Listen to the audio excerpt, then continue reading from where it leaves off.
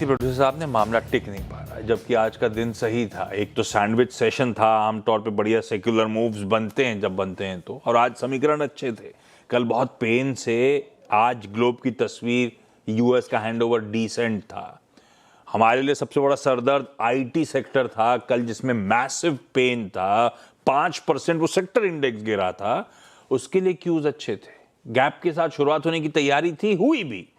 ना आईटी टिक पाया, ना इस पेन के से उभरने के लिए बाकी अगर पॉकेट्स कंट्रीब्यूट कर रही हूं तो ऐसा भी नहीं हुआ है। Bank Nifty in red trade कर रहा है। निफ्टी रखिएगा स्क्रीन पे तो निफ्टी एक समय आज के ट्रेडिंग सेशन में मेरे ख्याल से 200 पॉइंट उछाल में था, 652 पॉइंट पे जब था। 250 पॉइंट ऊपर वाला अब सिर्फ 40 पॉइंट ऊपर रह गया है। सारे गेन्स ठंडे पड़ते हुए ये दिखा रहा है बाजार में उछाल में बिकवाली का टेक्सचर कैसा है। ब्रेथ लेकर आइएगा, एडवांसेस के फेवर में थी। हालांकि प्रोड्यूसर साहब ने सही लिखा, मिड कैप स्मॉल कैप इन ग्रीन होंगे, लेकिन वो ब्रेथ एकदम इवनली पॉइज्ड हो रही है। पहले एडवांसेस के फेवर में थी, अब संख्या बराबर हो गई। 1:1 का रेशियो है, एक बढ़ रहा है तो एक गिर रहा है, तो मामला ठंडा पड़ रहा है। और अब देखना होगा आखिरी के 1.5-2 घंटे जो बचे हैं क्या करवट लेता है, तो मूड थोड़ा सा ठंडा है। खैर, सवाल बातचीत की शुरुआत करी जाए। ज्ञानेश्वर चौधरी सर जुड़ चुके हैं। Gyanesh sir, thank you. अच्छा, बहुत सारे डेवलपमेंट्स हैं कंपनी रिलेटेड, पर पहले कहते हैं ना वो elephant in the room address कर लेते हैं, बाकी डेवलपमेंट्स पे बाद में जाएंगे। सर, वो यूएस कॉमर्स डिपार्टमेंट ने 126% प्रिलिमिनरी सीवीडी लगा दी इंडियन सोलर इंपोर्ट्स पे। मतलब वहां जो जा रहे होंगे, हमारे लिए एक्सपोर्ट्स हो गए, सोलर सेल और मॉड्यूल इंपोर्ट्स। ये वो कहते हैं भारत सरकार ने अनफेयरली सब्सिडाइज कर रखा है अलग अलग स्कीम्स के अंतर्गत सोलर मैन्युफैक्चरिंग को, इसीलिए हम ये सीवीडी यानी कि ड्यूटी लगा रहे हैं। ज्ञानेश सर, सबसे पहले तो क्या मायने इस खबर के आपकी इंडस्ट्री के लिए और विक्रम सोलार के लिए? पहले तो ये समझता हूं, उसके बाद समझूंगा आपका एक्सपोजर वगैरह अलग कहानी। पहले ये है क्या मामला? पहली बात, थैंक यू आशीष जी यहाँ पे आमंत्रण देने के लिए। इतना ग्लूम एंड डूम मत आप फील करिए। I think we are in Viksit Bharat era, और यहाँ शॉर्ट टर्म कुछ भी हो सकता है। स्टॉक मार्केट वाला ज्ञानेश सर कह रहे हो आप कि सोलर के लिए? सोलर के लिए तो स्पेसिफिकली, बट ओवरऑल भी वो स्टॉक मार्केट की कमेंट्री के लिए कह रहे हो आप क्या? मैं ये कहना चाहता हूँ कि India is on a growth trajectory. ये प्रोडक्ट और शॉर्ट टर्म इश्यूज आएंगी, आगे भी आएंगी, बट हमें आशावादी होना चाहिए। ना, अब मैं तो सिर्फ जो स्क्रीन दिख रही थी वो पढ़ के बता रहा था। इनहेरेंट ऑप्टिमिस्ट तो मैं भी हूं। Definitely same here. As far as ये जो यूएस टैरिफ की हम बात करते हैं, हमने पिछले 1.5-2 सालों में देखा कि ये जियोपॉलिटिकल प्लस टैरिफ वॉर जो शुरू हुआ, ये अपनी अलग चरण में जा चुका है अब। ऑल्दो अगर हम ये सोचे कि इंडिया का जब 50% टैरिफ लगा तब इंडिया का एक्सपोर्ट डिस्टर्ब हुआ, तो वो भी नहीं हुआ।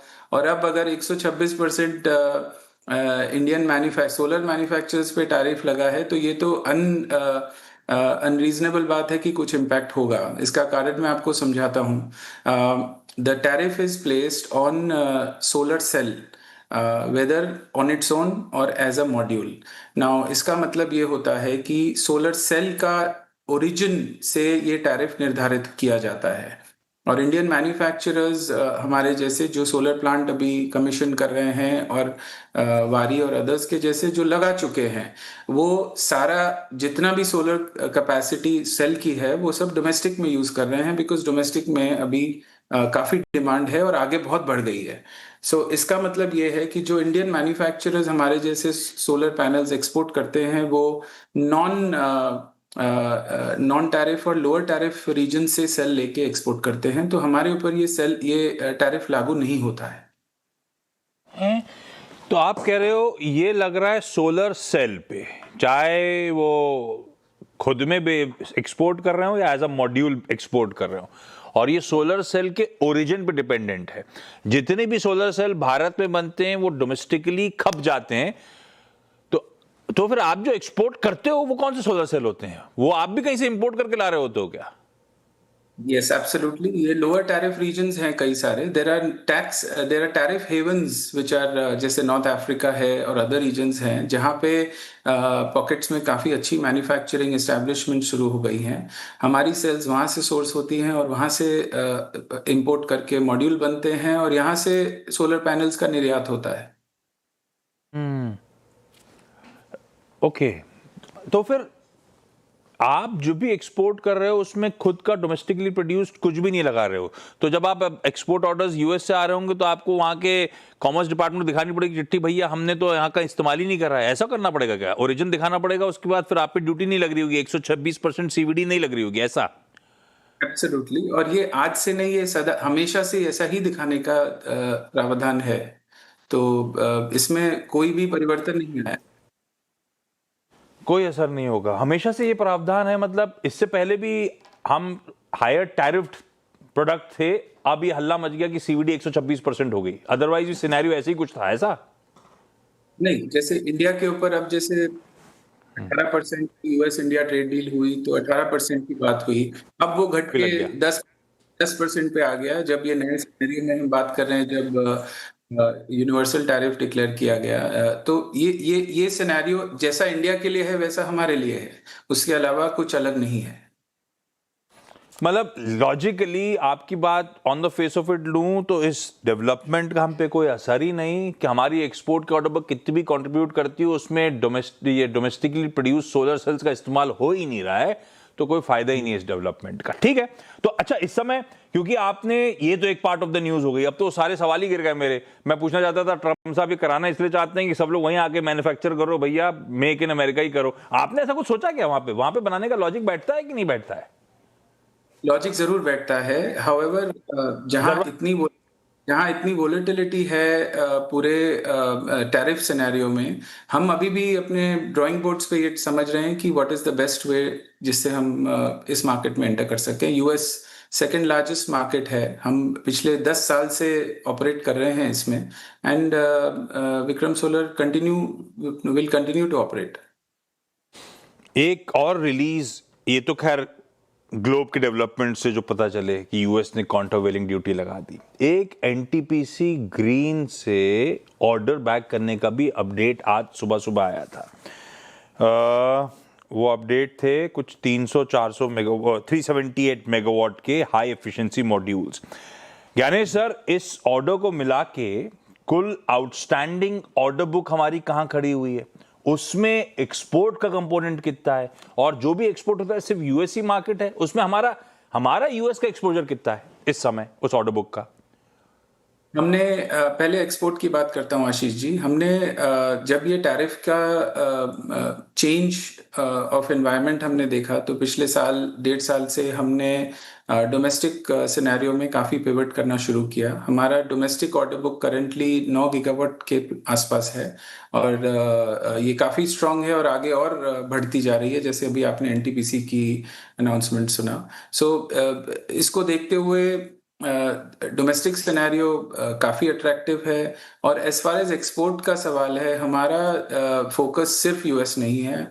यूरोप, एपैक और बाकी रीजन्स में जहाँ पे चाइना पहले और मैन्युफैक्चरर्स को एंट्री नहीं करने देता था, वहाँ पे अब हम एंट्री ले रहे हैं, क्योंकि चाइना ने भी काफ़ी चेंजेस किए अपने एक्सपोर्ट इंसेंटिव स्कीम में. और जो भी बेनिफिट्स मिल रहे हैं वहाँ के मैन्युफैक्चरर्स को, वो काफ़ी कटौती हुई है उसमें. और इस कटौती के चलते ओवरऑल प्राइसिंग के ऊपर में काफ़ी इम्पैक्ट आया है, जहाँ इंडियन मैन्युफैक्चरर्स कंपेटिटिव हो गए हैं. नहीं तो फिर हमारा इस ऑर्डर बुक का एक्सपोर्ट कंपोनेंट और यूएस एक्सपोजर प्रिसाइसली कितना हो गया नहीं सर, अंदाजन के लिए? और हमारा हाँ जी, हमारा एक्सपोर्ट कंपोनेंट करीब 16% है. और ये लार्जली सारा यूएस का ही है एक्सपोजर? लार्जली यूएस का है, बट ऑब्वियसली ये सारी नॉन टैरिफ रीजन से सेल्स आएंगे और एक्सपोर्ट किया जाएगा. अच्छा ये बताओ, आप सोलर सेल डोमेस्टिकली मैन्युफैक्चर करते हो क्या? विक्रम सोलर करता है क्या? हमारे एंड ऑफ दिस ईयर हमारा मैन्युफैक्चरिंग शुरू हो रहा है. क्यों इंडियन कंपनी ऐसा करती हैं कि घर पे जब लगाना होता है तो घर के ही सेल इस्तेमाल करती हैं, एक्सपोर्ट जब करना होता है तो कहीं और से सोर्स करती हैं? घर के सेल लगा के एक्सपोर्ट क्यों नहीं करते थे? अब तो शायद लॉजिक अलग हो गया, लेकिन अदरवाइज क्यों ऐसा करते थे? इसका कारण ये है कि इंडिया में अभी तक जितनी मॉड्यूल कैपेसिटी उससे कहीं कम सेल की कैपेसिटी है। और हमारा सेल प्लांट जैसे दिसंबर में शुरू हो रहा है, बाकी जो कैपेसिटीज अभी शुरू हुई हैं वो उतनी पर्याप्त नहीं है डोमेस्टिक मार्केट को केटर करने के लिए, सो हमेशा शॉर्टफॉल रहती है। अच्छा, एक अभी सवाल हमने और। 2 हाँ। गीगावाट की डोमेस्टिक सेल का टाई अप किया है, इसी रीजन से कि जब तक हमारा प्लांट आएगा तब तक हमारे ये 2 गीगावाट को हम डोमेस्टिक मार्केट को केटर कर पाएंगे पर्याप्त तरीके से। चाइना पहले जिस तरह के इंसेंटिवाइज करता था अब नहीं करता है, तो आप भी अच्छी तरह से compete कर पाते हो ग्लोबल मार्केट्स में, पहले जहां पे चाइना की लिटरली मोनोपोली थी। एक डोमेस्टिक मार्केट के लिए भी कहानी बताई जाती है कि बहुत सारा डोमेस्टिक प्रोडक्शन सब ऑगर कर रहे हैं, आप भी बढ़ाते रहे हो, आपके पियर्स ने भी बहुत प्रोडक्शन कैपेसिटीज अपनी बढ़ाई थी। हमारी अपनी विक्रम सोलार की शायद 9.5 गीगावाट पे आके खड़ी हो चुकी है प्रोडक्शन कैपेसिटी। तो कहा जा रहा था एक ग्लट की तरफ हम मूव कर रहे हैं, डोमेस्टिक प्राइसिंग पे क्वेश्चन मार्क लगना शुरू होगा, कॉम्पिटिटिव इंटेंसिटी काफी बढ़ रही होगी। ये सब प्ले आउट होना शुरू हुआ है क्या? डिमांड और सप्लाई का कोई मिसमैच शुरू हुआ है ज्ञानेश सर? और कुछ कंसर्न्स प्राइसिंग के फ्रंट पे डोमेस्टिक मार्केट में एटलीस्ट? देखिए, जब सप्लाई सिचुएशन ग्लट की तरफ जाती है तो प्राइसिंग डिसिप्लिन बहुत मैटर करता है। जहाँ तक इस सेक्टर का सवाल है, ये एक टेक्नोलॉजी ड्रिवन सेक्टर है। सो जो कंपनियां हमारी तरह highest level of technology play पे विश्वास रखती हैं, वो कभी भी उनके पास ऑर्डर बुक की कमी तो नहीं रहती। और हम पिछले 20 साल से इस सेक्टर में हैं तो सारे उतार चढ़ाव सब देख चुके हैं। सो कैसे कस्टमर को best in class highest efficiency product देते हुए मार्केट में कैपेसिटी को क्रिएट करना है, वो हम कर ही रहे हैं कई सालों से।